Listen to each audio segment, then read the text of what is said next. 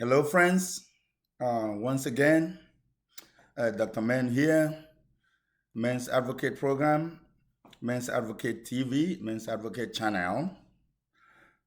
As usual, as always, the purpose of our program is to identify the challenges facing men in their lives all over the world, analyze those challenges and point out the root causes, recommend solutions to those challenges, and educate men and women all over the world to apply those solutions to make lives easier for men. In my today's video, I present one of the challenges of one of our men as follows. My son is undergoing parental alienation. My son is undergoing parental alienation.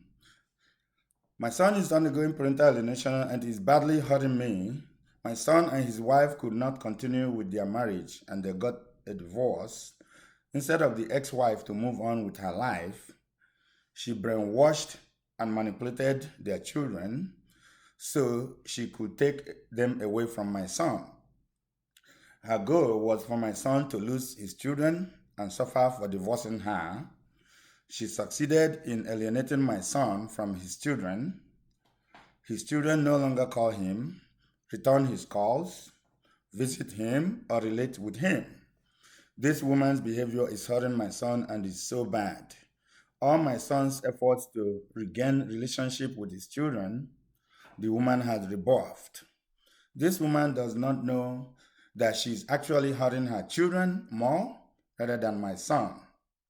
She does not know that my son can remarry another woman and have more children, but the children will never have another father.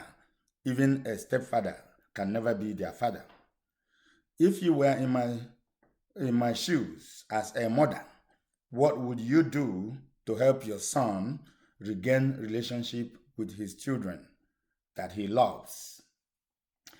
This is a very, very critical challenge that actually this one came from a woman, a mother, sharing the problem his son, which is one of the men out there in the world, is undergoing. So as we could hear the story that she shared, his son and the wife could no longer stay married. On that basis, the woman started alienating his son away from his children. So that basically means pushing the children away from their father, trying to prevent the children from relating with their father, trying to make sure the man lose his children as she thinks that she have lost her marriage. So in this case, the behavior is not really what is not good at all. So in my analysis, I will say that no parent, be it man or woman, should involve the children in a divorce case or use the children as a weapon to fight the other parent. So basically, a lot of women do this. Once they're going through issues with the man, they think of how to push the children away from their father. Some women, especially most of them, always think that pushing the children away from their father is a way to punish the man when they are no longer married. I don't know why a lot of women choose to do this. I mean, I don't know if they're actually reasoning in their own good senses, because doing that, you're actually hurting your children more than you're hurting the man, because the children will suffer the consequences more than the man can suffer. As the story goes, as the mother shared with us, his son can actually marry another woman, and possibly can have other children. But on their own case, the children will never have another father. They can, even if their mother remarries and remarries, to another man, that man can never be the children's father. It can only be their stepfather or uncle or whatever the children decide to call the man. Even if that man is in their lives, it will be hardly they can call him father, because he's not their father. Even if they call him father, he's not the actual father. The father is some of the children is somewhere.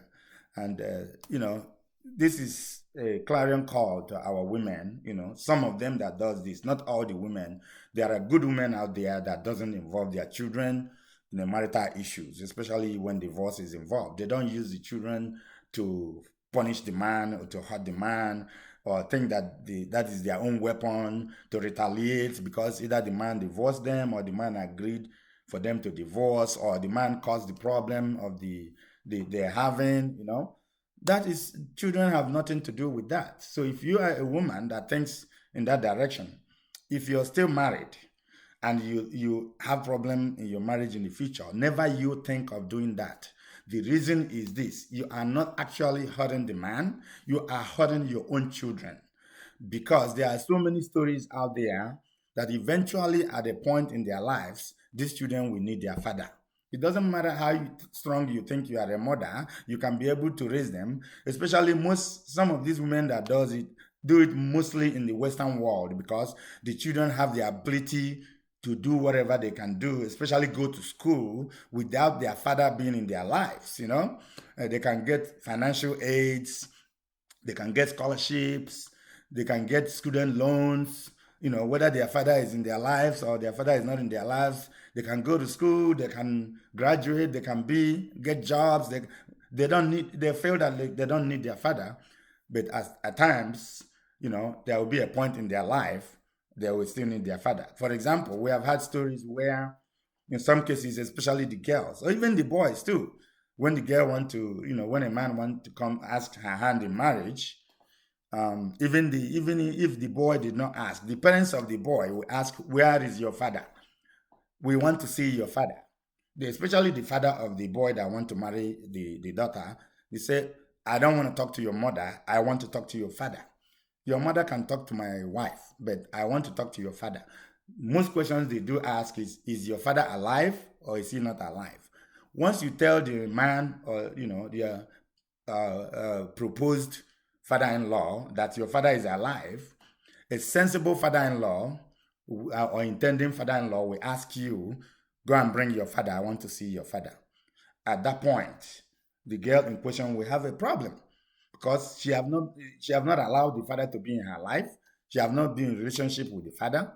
At this point, either she start lying. My father have not been in my life. He abandoned me. He abandoned us. I don't want to deal with him. But a responsible, intending father-in-law will still tell you, "It doesn't matter. I would still like to see your father. I would still like to talk to your father, because your father will be my father-in-law. I mean, your father will be my co-in-law. I mean, your mother will be my in-law, but I will talk to man to man." So these are the problems some of these women are creating for their children without knowing this, until when it hits them badly, before they can remember that they have caused a damage to their children's lives. So, what is the moral lesson we have learned? The moral lesson is women should stop using their children to fight a divorce war, because any weapon used to fight a war is meant for destruction. The same thing I've shared here. If you choose to use your children to fight a divorce war, or to fight a marital war with your ex-husband or with your husband, if you try to put the children in between, use them as a weapon to fight. Any weapon that is designated to fight a war or to fight a fight is meant for destruction. It is already designated for destruction, because once you apply that weapon into fighting, that weapon will destroy. So let all the women know, or let those women who does this know that it is not the right thing to do. Exclude your children from your marital issues. The children did not cause your marital issues. They are not supposed to be part of it. If you and your man that are adults could no longer marry or could no longer be in a relationship, it is not a determinant of whether the man will be the father of the children or not. The man have automatically been the father of the children, because that's how God designated it. Those children did not choose who will be their father and who will be their mother. Both of you have chosen to bring them out of this world, so both of you should allow them to relate with both of their parents, regardless of what your problems are, whether you guys are married or you are no longer married, or you're relating or you're no longer relating. It doesn't matter how bitter or how angry you are as a woman. Most men doesn't do this anyways. Most men doesn't push their children away from their mother, because most men automatically know that they can never be the mother of the children. They can only be the father.